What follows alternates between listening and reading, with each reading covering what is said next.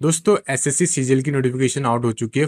15,000 plus vacancies इस time रहने वाली है। सारा चीज देखेंगे वीडियो में, कैसे अप्लाई करना है, कौन कौन यहाँ पे अप्लाई कर सकता है। तो चलिए आगे बढ़ते हैं। सो एसएससी ने सीजीएल अनाउंस कर दिया है ग्रुप बी और ग्रुप सी पोस्ट के लिए। सैलरी आपकी रहेगी 25,000 से लेकर 1,51,000 के बीच में। सो वैकेंसीज की बात करें तो 14,582 वैकेंसीज हैं। जॉब लोकेशन की बात तो अक्रॉस इंडिया यहाँ पे जॉब लोकेशंस रहेंगी। लास्ट डेट आपका रहेगा 4 जुलाई। सो जितना जल्दी हो सके अप्लाई कर लेना। अब देखते हैं क्वालिफिकेशन रिक्वायरमेंट की कौन कौन यहाँ पे एलिजिबल रहेगा। स्टैटिकल ऑफिसर जेएसओ के लिए अप्लाई करते हो तो यहाँ पे जो बैचलर्स डिग्री की रिक्वायरमेंट रहेगी, यानी कि डिग्री आपके पास होनी चाहिए। मिनिमम 60% की रिक्वायरमेंट है, यानी 60% से ऊपर आपकी होनी चाहिए, तभी आप लोग यहाँ पे एलिजिबल रहोगे। स्टैटिकल इन्वेस्टिगेशन ग्रेड 2 के लिए यहाँ पे जो है बैचलर्स डिग्री की रिक्वायरमेंट चाहिए, लेकिन यहाँ पे जो है स्टैटिक्स एज अ सब्जेक्ट आपका होना चाहिए ग्रेजुएशन में, तभी आप लोग यहाँ पे एलिजिबल रहोगे। अदर पोस्ट के लिए यहाँ पे जो है बैचलर्स डिग्री, यानी कि अगर आपके पास डिग्री है तो आप लोग यहाँ पे एलिजिबल रहोगे। किसी भी स्ट्रीम से आपकी हो कोई दिक्कत नहीं है, आप लोग इजीली अप्लाई कर सकते हो। अब देखते हैं एज लिमिट, जो कि मेन क्राइटेरिया यहाँ पे रहता है। डिफरेंट डिफरेंट पोजीशन के लिए डिफरेंट डिफरेंट जो है एज लिमिट यहाँ पे रहेगी। तो असिस्टेंट सिलेक्शन का ऑफिसर यानी कि एएसओ के लिए यहाँ पे जो है 20 से 30 ईयर, यानी कि मिनिमम 20 होनी चाहिए और मैक्सिमम 30 ईयर यहाँ पे रहेगी। वैसे इंटेलिजेंस ब्यूरो के लिए यहाँ पे जो है 18 से 30 ईयर, मिनिमम 18 मैक्सिमम 30 ईयर होनी चाहिए। मिनिस्ट्री ऑफ रेलवे के लिए 20 से 30। सो मिनिस्ट्री ऑफ एक्सटर्नल अफेयर के लिए यहाँ पे 20 से 30 साल। सो मोस्टली जो है यहाँ पे मिनिमम 18 ईयर चाहिए या आपको मिनिमम 20 ईयर चाहिए। ये डिपेंड करेगा आप किस पोजीशन के लिए यहाँ पे अप्लाई कर रहे हो। मैक्सिमम जो एज रहेगा जनरल कैटेगरी वो 30 ईयर ही रहेगा, आप किसी भी पोजीशन के लिए अप्लाई करो। ओके। उसके अलावा एज रिलैक्सेशन भी यहाँ पे रहेगा। आप यहाँ पे देख सकते हो बहुत सारी पोजीशंस रहती है यहाँ पे, तो आपको कट तो मैं पूरा डिटेल में नहीं जाऊँगा। आप यहाँ पे जो है पॉज करके इसको रीड कर सकते हो या आप डायरेक्टली वेबसाइट में जाके चेक कर सकते हो। ओके, लिंक आपको नीचे डिस्क्रिप्शन में मिल जाएगा। And cut okay. उसके अलावा यहाँ पे एज रिलैक्सेशन भी रहेगा as per the government norm, जो कैटेगरी वाइज रहता है, 3 साल का, 5 साल का और 10 साल का। ओके। ओके, सो हमने यहाँ पे एजुकेशन क्वालिफिकेशन देख लिया कि कौन कौन यहाँ पे अप्लाई कर सकता है, कितनी नंबर ऑफ वैकेंसीज यहाँ पे निकली हुई है, एज लिमिट यहाँ पे हमने देख लिया है। अब देख लेते हैं selection process. So basically first यहाँ पे आपका कंप्यूटर बेस्ड एग्जामिनेशन होगा, जो कि आपका जो है ऑनलाइन रहेगा लेकिन ऑफलाइन सेंटर्स में रहेगा, जो भी यहाँ पे जो है गवर्नमेंट के सेंटर्स रहेंगे। सो जो कंप्यूटर बेस्ड एग्जामिनेशन रहेगा ये रहेगा आपका जनरल इंटेलिजेंस आपसे पूछा जाएगा, जनरल अवेयरनेस पूछा जाएगा, जनरल एप्टीट्यूड पूछा जाएगा और यहाँ पे जो है इंग्लिश कॉम्प्रिहेंसिव भी पूछा जाएगा, जो कि यहाँ पे 100 क्वेश्चन रहेंगे टोटल और 200 मार्क्स का ही आपका पहला पेपर रहेगा। उसके बाद अगर आप क्वालिफाई कर जाते हो, दूसरा आपका जो पेपर रहेगा ये भी आपका कंप्यूटर बेस्ड एग्जामिनेशन ही रहेगा, जिसमें कि 120 मिनट आपको दिए जाएंगे। पेपर 1 आपका रहेगा सेशन 1, 2 घंटा और 15 मिनट मिलेंगे, जिसमें कि मैथमेटिक्स आपसे पूछा जाएगा, रीजनिंग पूछा जाएगा, इंग्लिश रहेगा, जनरल अवेयरनेस और आपका जो है जनरल नॉलेज टेस्ट भी यहाँ पे रहने वाला है। ओके। सिमिलरली पेपर 2 में आपका जो है स्टैटिक्स रहेगा, जो भी यहाँ पे अगर आप स्टैटिक्स पोजीशन के लिए अप्लाई कर रहे हो तो यहाँ पे स्टैटिक्स का जो है आपका एक अलग से पेपर रहेगा, जो कि 100 मार्क क्वेश्चंस रहेंगे और 200 मार्क्स का ही रहने वाला है। ओके। सो जिस पोजीशन के लिए आप अप्लाई कर रहे हो उसके हिसाब से आपको जो है सब्जेक्ट ओके। सो जिस पोजीशन के लिए आप अप्लाई कर रहे हो उसके हिसाब से आपको जो है सिलेक्शन प्रोसेस देख लेना है। कैसा आपका जो है सिलेक्शन प्रोसेस रहेगा, उसका जो ऑफिशियल नोटिफिकेशन है मैं नीचे डिस्क्रिप्शन में दे दूंगा, वहाँ से आप डायरेक्टली जो है चेकआउट कर सकते हो। बढ़ते हैं आगे। सो नेक्स्ट आपका एप्लीकेशन फी। सो एप्लीकेशन फी यहाँ पे 100 रुपीज़ रहती है जनरल, ओबीसी और ईडब्ल्यूएस कैंडिडेट के लिए। एससी, एसटी, पीडब्ल्यूडी और ईएसएम वालों के लिए कोई भी एप्लीकेशन फी नहीं रहती है। इवन फीमेल कैंडिडेट के लिए भी कोई भी एप्लीकेशन फी नहीं रहती है, यानी कि आप फ्री ऑफ कॉस्ट यहाँ पे अप्लाई कर सकते हो। सारा का सारा चीज़ आपको यहाँ पे ऑनलाइन होगा, यानी कि आपको जो एप्लीकेशन फॉर्म है वो ऑनलाइन ही फिल करना होगा और ऑनलाइन ही आपको जो है पेमेंट भी करना होगा, यानी कि एप्लीकेशन फी पे करनी होगी जो भी यहाँ पे एलिजिबल रहेंगे। ओके। सो आप यहाँ पे देख सकते हो ये है आपका ऑफिशियल नोटिफिकेशन, जो कि सीजीएल की तरफ से आया हुआ है। यहाँ पे आप देख सकते हो लास्ट डेट आपकी रहेगी 4 जुलाई 2025। सो जितना जल्दी हो सके आप लोगों ने अप्लाई कर लेना है। उसके अलावा सारी डिटेल्स आपको यहाँ पे मिल जाएगी, एज लिमिट, कितनी पोजीशन यहाँ पे निकली हुई है। सो आप यहाँ पे ऑफिशियल वेबसाइट पे आ जाओगे। यहाँ पे आपको पहले क्या है, अगर आपने ऑलरेडी पहले लॉगिन किया होगा या रजिस्टर किया होगा तो आप डायरेक्टली लॉगिन कर सकते हो, जो भी आपकी आईडी होगी।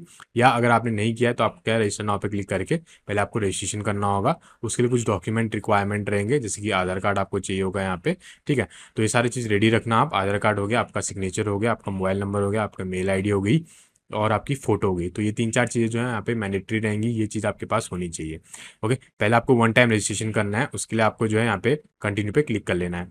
सो जैसे आप कंटिन्यू पे क्लिक करोगे ना, उसके बाद आपको यहाँ पे जो है पर्सनल डिटेल्स आपको फिल करनी होगी। तो पर्सनल डिटेल में आपको जो है अपना सारा डिटेल्स, पहले आपको आधार कार्ड यहाँ पे डालना होगा, जैसे कि आधार डिटेल्स आपको फिल करनी होगी। उसके बाद ओटीपी आएगा एंड मेक श्योर आपके पास जो सिम होनी चाहिए जहाँ पे आपको जो है आधार से ओटीपी आएगा। ठीक है, उसको आपको यहाँ फिल करना होगा टू वेरीफाई कि आप जो है जेन्युइन पर्सन हो कि नहीं हो। उसके बाद आपका यहाँ पे रहेगा कि आपको नेम वगैरह फिल करना होगा। यहाँ पे आपका नेम हो गया, उसके बाद अगर आपने कभी नेम वगैरह चेंज करा है तो वह फिल कर लोगे, विद जेंडर फिल कर लोगे। सिमिलरली आप यहाँ पे डेट ऑफ बर्थ फिल कर लोगे अपनी, एंड फादर्स नेम फिल कर लेना, मदर्स नेम। देन आपका जो 10th का सर्टिफिकेट वगैरह है, 10th में कितने आपके परसेंटेज थे वो आपको यहाँ पे फिल कर लेना है।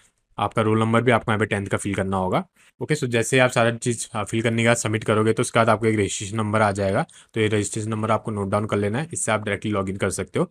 एंड उसके बाद आपको कंटिन्यू पे क्लिक करना है। सो कंटिन्यू पे क्लिक करने के बाद आपको यहाँ पे पासवर्ड क्रिएशन के लिए ऑप्शन आ जाएगा, यानी कि आपको यहाँ पे पासवर्ड जनरेट कर लेना है। एंड मेक श्योर आपको ये फॉलो करना होगा कि कौन कौन से यहाँ पे रिक्वायर। उसके बाद आपका एडिशनल डिटेल रहेगा। एडिशनल डिटेल में आपको जो है यहाँ पे पूछा जाएगा कि आपकी कौन सी कैटेगरी है। अगर आप ईडब्ल्यूएस कैटेगरी से बिलोंग करते हो, जनरल कैटेगरी से बिलोंग करते हो, या एससी एसटी से बिलोंग करते हो, तो यहाँ पे सिलेक्ट कर लोगे। उसके बाद आपको यहाँ पे जो अपना अपलोड भी करना होगा। फिर नेक्स्ट आपका रहेगा नेशनलिटी, यहाँ पे नेशनलिटी सिलेक्ट कर लेना। एंड यहाँ पे जो रहेगा विजुअली आइडेंटिफिकेशन मार्क, ठीक है, जैसे कि आपका कोई मार्क हो गया, कट मार्क हो सकता है, मोल हो सकता है, कुछ ऐसी चीज़ें जो कि आइडेंटिफिकेशन हो, तो आप यहाँ पे जो है लिख सकते हो।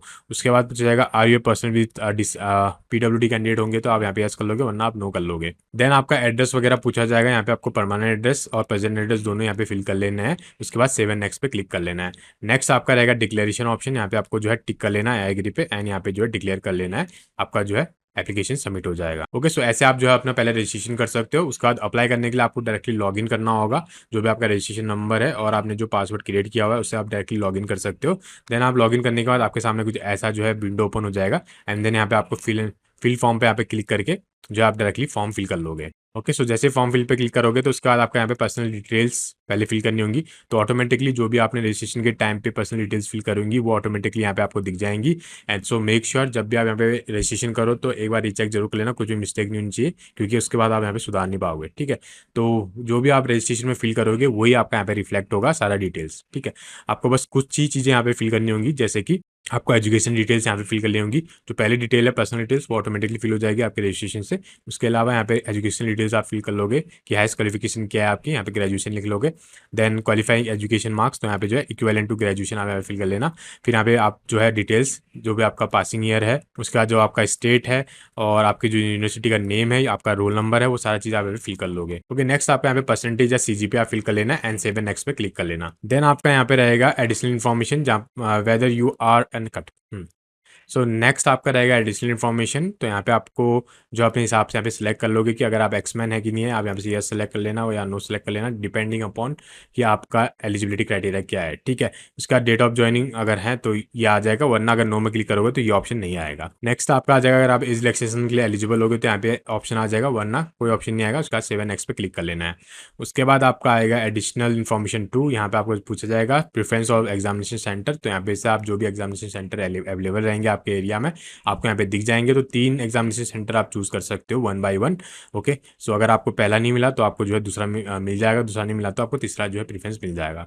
ओके, सिमिलरली यहाँ पे बेसिक से क्वेश्चन पूछे जाएंगे, आप इनको जो है आंसर कर लेना एंड सेव एंड नेक्स्ट पे क्लिक कर लेना। उसके बाद आपसे पूछा जाएगा upload your photograph and signature, and this is the most important part. यहाँ पे बहुत सारे लोग जो है मिस्टेक करते हैं एंड बहुत सारे लोगों की गलती यहाँ पर ही होती है। ये आपको फोटो दिख रहा है, इसे सॉरी आपको ये स्कैनर दिख रहा है, तो ये स्कैनर को आपको स्कैन करना होगा अपने मोबाइल फ़ोन से और वहाँ से आपको फोटो लेनी होगी। ठीक है, यहाँ पर पूरा डिटेल दिया गया है आपको कैसा आपको क्या चीज़ करना है। उसके बाद एक फोटो आपको ऐसे लेनी होगी, प्लस एक फोटो आपको यहाँ पे अपलोड भी करनी होगी। आपको यहाँ पे कैप्चर लाइव फोटो दिख रहा है तो आप डायरेक्टली कैप्चर कर लोगे लाइव फोटो। उसके बाद आपको जो है अपलोड करना होगा अपने सिग्नेचर। ठीक है, एंड मेक श्योर यहाँ पे आप चेक कर लेना 10 KB टू 20 KB आपका यहाँ पे जो है लिमिट रहेगा। अगर आप इससे ज़्यादा की इंक्रीज डालोगे तो यहाँ पे जो है एरर आ जाएगा। ठीक है, अपलोड ही नहीं होगा। तो सिमिलरली फोटो के लिए भी यहाँ पे सेम है। उसके बाद 7 नेक्स्ट पे क्लिक कर लेना है। 7 नेक्स्ट पे क्लिक करने के बाद आपका डिक्लेरेशन पूछा जाएगा। यहाँ पे डिक्लेरेशन में आपको आई एग्री में क्लिक करके जो आपको यहाँ पे जो कैप्चा मिलेगा वो आपको फिल कर लेना है। उसके बाद सबमिट कर देना है एंड आपका एप्लीकेशन फॉर्म सबमिट हो जाएगा। उसके बाद आपको जो एप्लीकेशन फॉर्म यहाँ पे डायरेक्टली प्रिंट भी कर सकते हो।